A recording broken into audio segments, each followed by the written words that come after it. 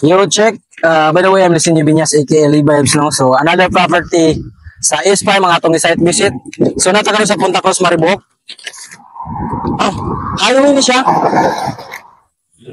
So, kayo hangin. Highway ni siya. Kung nakita ninyo ang akong baka, no? Ano siya ng property, tibok, no? Ano siya? From the poste, no? O padungare. Mga na siya property nga sa ES5, mga atong ibaligya, no? So, ang regular cutting ana is 170. Na tayo 160, na tayo 150 square meter, no? So, ang presyo ana is for only 525,000 pesos. So, ang reservation fee is 5,000. So, kung gusto mong muabil sa property, ano tayo reservation 5,000, no?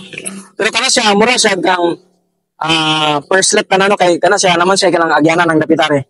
Agyanan siya, adungan to. So ang first lot na sold na dayon, no? Kay kasagaran mostly sa mga property sa mga yuta ng baligya.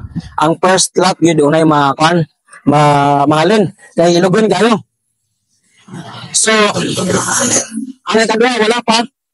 So daghan pa kayong available na doon, 1 2 3 4 5 6 7 8 9 10 11 12.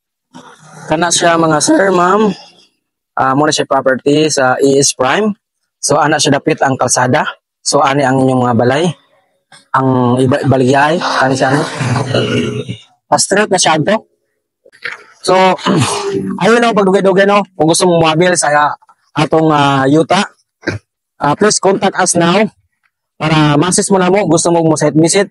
Anytime, pwede may contact ko, no, para ma-schedule na to ang oras para sa atong pag-set visit sa inyong gusto nga property. So, dakong advantage kayo na siya kung mabil mo ani, anong highway na siya? Anong highway na? Mariboc, Punta Cruz.